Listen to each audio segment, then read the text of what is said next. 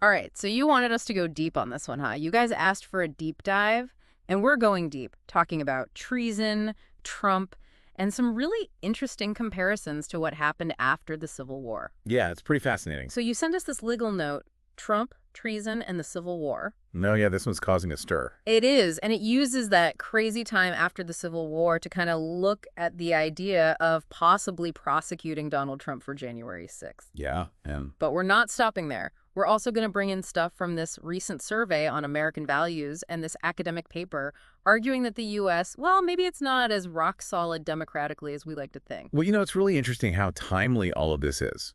You could almost say that America hasn't been this divided since the Civil War.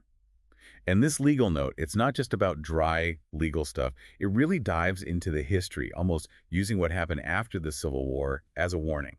Okay, so like a cautionary tale. Yeah, like a cautionary tale. And get this, the author compares Jefferson Davis, the president of the Confederacy, to Donald Trump. Whoa, okay, that is a comparison. Talk about two presidents from totally different times. Davis led an actual secessionist movement. What did Trump even do that you could compare to that? Well, that's where it gets really interesting. The author argues that both presidents, in their own ways, shook the very foundation of American democracy. Obviously, Davis did it through, well, an outright rebellion. But Trump, a duly elected president, by trying to overturn a democratic election. Wait, hold on. How are those two things even comparable? I mean, yeah, Trump fought the election results, went to court, claimed voter fraud, but is that really the same as an armed rebellion? It really comes down to intent and what could have happened. You see, the note focuses on what Trump did, especially that speech he gave on January 6th. It argues that his words, things like telling people to fight like hell to stop the election from being certified, could be seen as, well, a deliberate attempt to cause chaos and obstruct the peaceful transfer of power. Yeah, that speech definitely made things a lot worse. But could it really be considered treason? I mean, someone just yesterday was arguing that the 2020 election was stolen from Trump. Well, legally speaking, treason's a very specific charge. It means levying war against the U.S. or helping its enemies. Right. Whether what Trump did actually fits that definition, well, it's definitely debatable. But that's exactly what the author wants us to think about. It's a question that forces us to look back at history. So let's go back in time then. The legal note really paints this picture of a country trying to heal after the Civil War. After something that devastating, how do you even start holding people accountable? What does justice even look like in that situation? Imagine the country back then, so divided, grappling with immense loss. They had this huge task of rebuilding. Yeah. Some people demanded harsh punishments for Confederate leaders. They thought it was the only way to have peace and make sure there weren't any more rebellions. Others wanted leniency, reconciliation. They were afraid that revenge would just make the divide between North and South even worse. That sounds, I don't know, it sounds a lot like the arguments we're having today, right? The January 6th attack, obviously not on the scale of the Civil War, but it started all these heated discussions about accountability, about justice, about how fragile American democracy really is. Definitely. And the author of this legal note argues that both January 6th and the Civil War were turning points. They exposed these big cracks in the foundation of American society and politics. Okay, so back to these presidential parallels. Jefferson Davis led the Confederacy, a whole other government trying to break away from the U.S. How can you compare that to Trump, who was, at least at first, working within the existing system? Well, the note highlights how both men, even though they were operating in totally different situations, they both ultimately challenged the core ideas of American democracy. Davis by open rebellion, and Trump, while holding the office of president, by trying to overturn a legitimate election. So we're back to intent. Did Trump actually want to overthrow the government, or was he just pushing the limits of what's acceptable in politics? That's the big question, isn't it? Yeah. It's one that legal experts and historians will probably be debating for years. But here's where things get really interesting. The author points out a big concern. Not holding Confederate leaders fully accountable after the Civil War, well, that had some pretty serious long-term consequences. Wait, you're saying that letting Confederate leaders get away with it back then could have implications for how we deal with what happened on January 6th today? Exactly. Think about it. Even though there were demands for justice after the Civil War, most Confederate leaders, including Jefferson Davis himself, were never successfully prosecuted for treason. The author argues that this lack of accountability allowed the lost cause myth to take root, which romanticized the Confederacy and made racial reconciliation harder for generations. Wow, that's kind of scary to think about. If Yeah. we don't learn from history, are we doomed to repeat it? Are we already seeing a lost cause type of narrative forming around January 6th? That's a good question, one we need to ask ourselves. And to help answer that, let's look at that 2023 American Values Survey you mentioned. It shows some pretty disturbing trends in how Americans think about politics. There's rising pessimism, distrust in institutions, and even growing support for using violence to achieve political goals. Hold on, are you saying that there's a part of the American population that actually thinks violence is okay in a democracy? That's terrifying. What groups are we talking about here? Well, the survey highlights some worrying connections. For instance, white evangelical Protestants, a group that's been pretty vocal lately, show way higher levels of support for political violence than other groups. This lines up with the rise of Christian nationalism, which tries to mix Christian beliefs with American identity and politics. This is heavy stuff. It's like we're watching a perfect storm brewing. We have historical parallels, worrying social trends, and a legal system struggling to figure out how to handle these unprecedented events. And that's exactly why this deep dive is so important. We can't ignore these warning signs. We need to understand the history, the current trends, and what might happen if we don't do anything. So let's talk about that academic paper claiming the U.S. isn't a fully consolidated democracy anymore. What does that even mean? Are we about to become an authoritarian state? It's not quite that bad, but the picture isn't great. The paper argues that for a democracy to be really stable, there needs to be one crucial thing: mutual trust between opposing political groups. Each side needs to believe that even if they disagree, the other side will still respect the rules of democracy. But from what we've been talking about, it sounds like that trust is gone. It's like Yeah. each side sees the other as an existential threat. Exactly. The paper says that this fundamental trust has broken down. Each side increasingly thinks the other is willing to sacrifice democracy to get what they want. It's a dangerous situation, and it can become a self-fulfilling prophecy, weakening our democratic institutions even more. Okay, so where does QAnon fit into all of this? It's a weird conspiracy theory, but I wouldn't think it's popular enough to have a real effect on American politics. Well, that's where the American Values Survey shows something really disturbing: the rise of QAnon beliefs. And it's not just a fringe group anymore. The survey found that a shocking 1 in 4 Americans now believe at least some parts of QAnon. That's 25% of the population. Wow, that's way more widespread than I thought. What specific QAnon beliefs did they ask about in the survey? They focused on 3 main ideas. First, that a storm is coming, one that will sweep away the elites in power and give control back to the people. Second, that because things have gotten so bad, true American patriots might have to use violence to save the country. Oh, wow, that connects directly to the increase in support for political violence we were just talking about. What was the third question? The third one went deep into a really dark part of QAnon: the belief that a group of Satan-worshipping pedophiles control the government, the media, and the financial world, and they're running a global child sex trafficking ring. Okay, that one is just getting into really disturbing territory. But are these beliefs actually making people do things in the real world? That's what's so worrying. The survey found that no matter what their political party is, people who believe these QAnon things are much more likely to say political violence is okay. It's a clear sign that these fringe ideas are becoming mainstream and maybe even fueling extremism. So how does this all connect back to Trump and the possibility of treason charges? Is the author of the legal note actually saying we should prosecute Trump for treason? Not necessarily. Yeah. They're using what happened after the Civil War as a way to look at the potential risks and benefits of doing something like that. It's like they're asking, if we decide to prosecute Trump, could it just divide the country even more and make things unstable? Or could it be a necessary step to make sure democracy stays strong and hold people in power accountable? That's a tough question. It sounds like America's at a crossroads, facing a choice between more division or a difficult but maybe necessary path towards healing and accountability. And that's where the American Values Survey helps us understand the deeper cultural things driving this division. One really interesting finding is how important nostalgia is in our current political polarization. Nostalgia, you mean like wanting things to go back to a simpler time? Yeah, but it's more complicated than that. The survey shows that lots of Americans, especially Republicans, want to go back to a time when America was supposedly great, a time they often link with the 1950s. They see it as a time of economic success, stability, and strong morals. But wasn't that also a time when lots of Americans faced discrimination and exclusion? Exactly.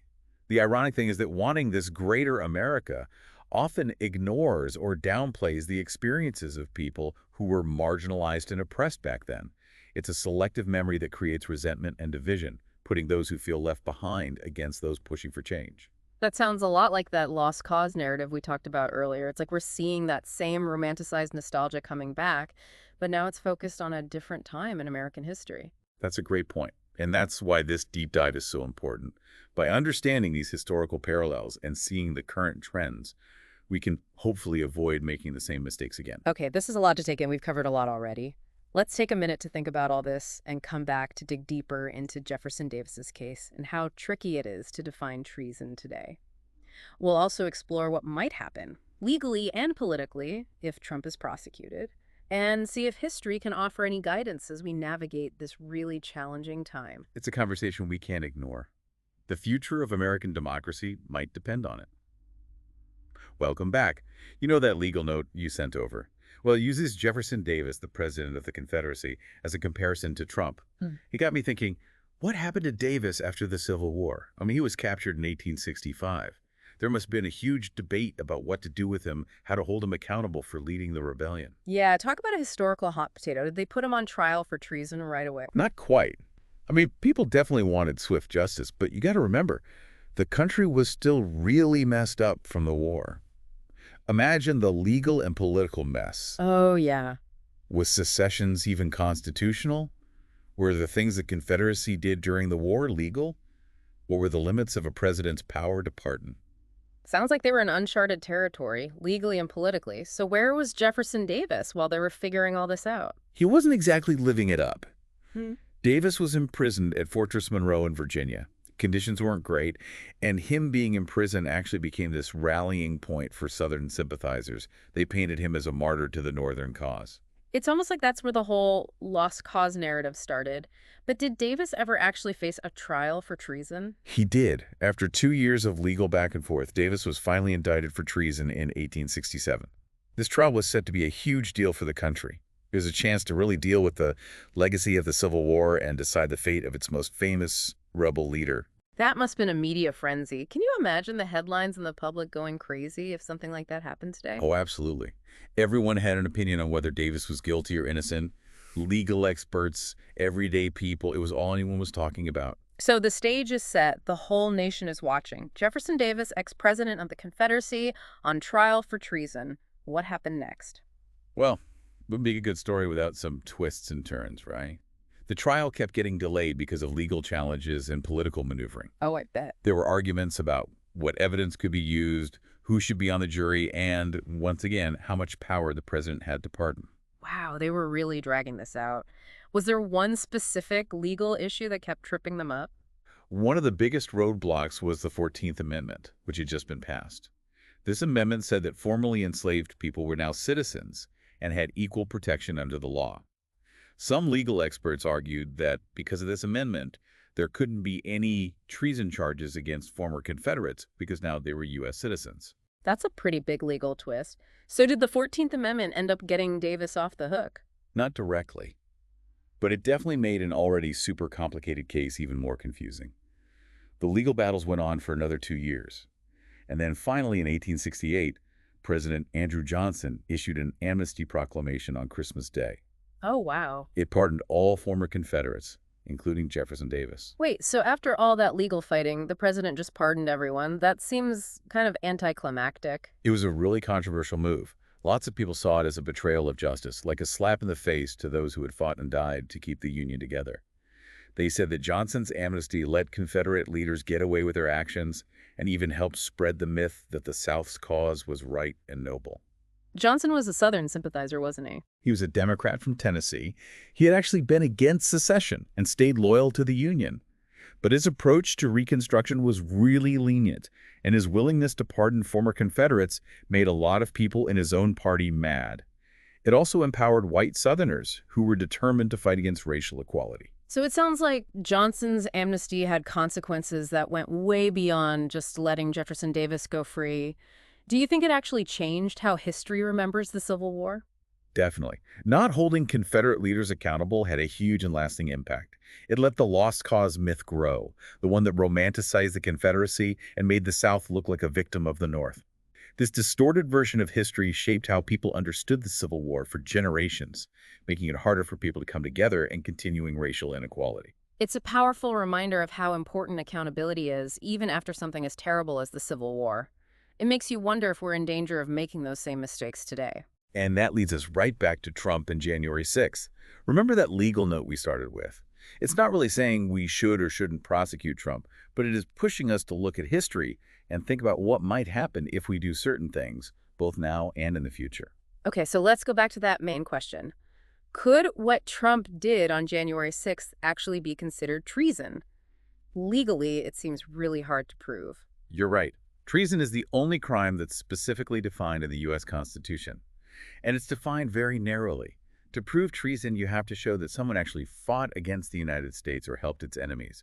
It's a super serious charge. So could anything Trump did on January 6th, even his most inflammatory words, really meet that standard? That's the debate this legal note is starting. The author says that Trump's speech, especially when he told his supporters to fight like hell, could be seen as trying to start an insurrection and intentionally stop the peaceful transfer of power. But didn't Trump also tell his supporters to march peacefully to the Capitol? Couldn't that be used to defend him against a treason charge? It's possible. But what his words really meant and what his supporters actually did would be super important factors. Remember, the note emphasizes that Trump was talking to a crowd that was already angry and ready to act. His words, whether he meant it or not, basically triggered the violence that followed. So even if you could prove that Trump started the insurrection, wouldn't you also have to prove that he wanted to overthrow the government? That seems really hard to prove. You're right. Proving intent is key in a treason case. It's not enough to show that someone messed with the government. You have to convince a jury that their goal was to illegally take power. Are there any examples from history that could help us understand how a treason case against Trump might go? Actually, the legal note talks about some lesser-known treason cases from the Civil War. One interesting one is the case of John Merryman, a state legislator in Maryland. He was arrested in 1861 for being involved with a pro-Confederate militia. So this Merryman guy was a Confederate supporter. What happened to him? Was he found guilty of treason? Merryman's case is interesting because it was a big clash between presidential power and the courts. Okay. President Lincoln, to try to stop the rebellion, suspended something called the writ of habeas corpus, which basically allowed Merryman to be held without a trial. This started a legal fight that went all the way to the Supreme Court. Wait, habeas corpus? I've heard of that, but can you remind me what that means? It's a super important legal idea that protects people from being unjustly detained. It basically forces the government to give a good reason for holding someone in custody. Right, right. So Lincoln suspended that during the Civil War. That sounds pretty extreme. It was a wartime decision. Lincoln said he needed to keep things under control and stop the rebellion. Yeah. But Chief Justice Roger Taney, who was a big believer in states' rights, said Lincoln had gone too far. Whoa, talk about a showdown. Did Lincoln back down? He did not. Lincoln argued that the Constitution gave him broad powers during a national crisis, and he ignores what Taney said. The Merryman case shows how tense things can get between the president and the courts during wars or times of upheaval. So how does this Merryman case relate to Trump and January 6th? It's relevant because it shows how the definition of treason can change depending on what's happening politically, especially during really chaotic times. It also brings up important questions about how much power the president really has and the role of the courts in making sure the president doesn't abuse that power. I see the connection. It's like there are these historical parallels that could help us understand how a potential treason case against Trump might play out. Exactly. The legal note encourages us to think critically about how these historical examples might apply to what's happening now. And it's not just about legal strategy. It's about understanding what this all means for our democracy. So let's talk about what this all means then. If we prosecute Trump for what he did on January 6th, wouldn't that risk dividing the country even more and maybe even make people lose trust in our institutions? That's a valid concern. The legal note acknowledges that going after a former president for treason is a huge gamble. Yeah.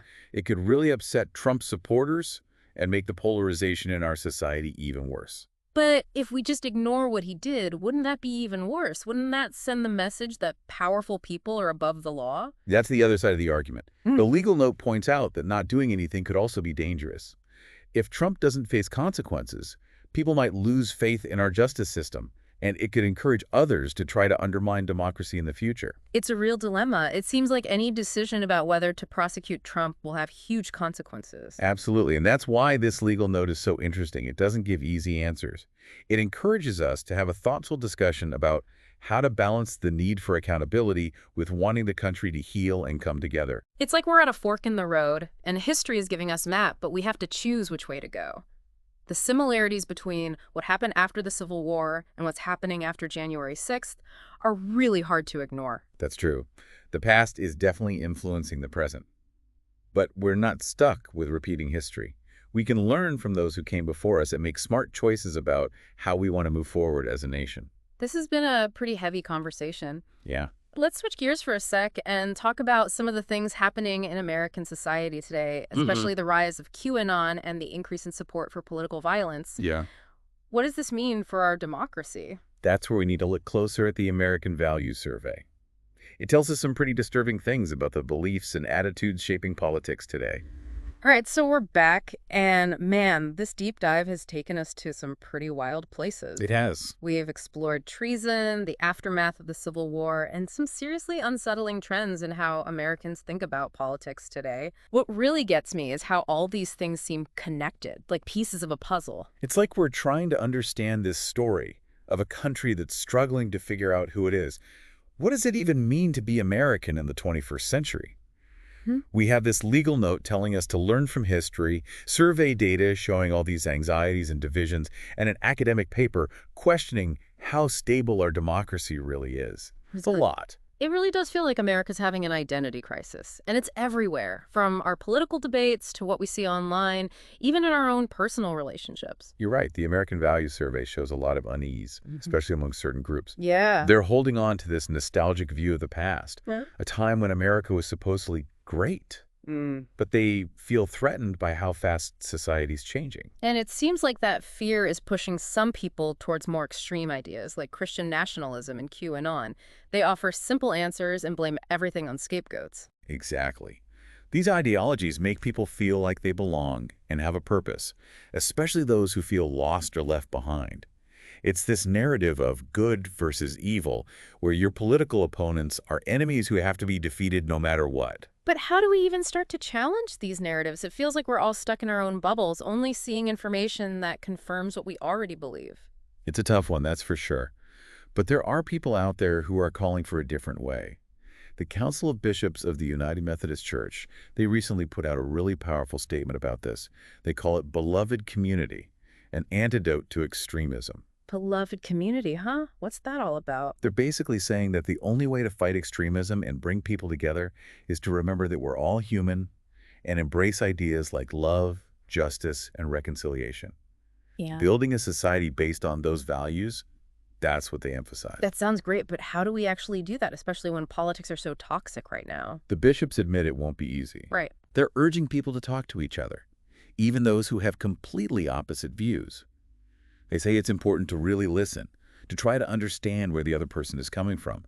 Find some common ground. Don't just demonize people who disagree with you. It's a call for being civil and understanding. But I gotta say, it's hard to imagine having a calm, rational conversation with someone who believes in QAnon conspiracy theories. I get your skepticism. It's easy to just dismiss people who believe that stuff as crazy or dangerous. Right. But those beliefs often come from a place of fear and anxiety. Ignoring them will just make them feel more isolated and push them further away.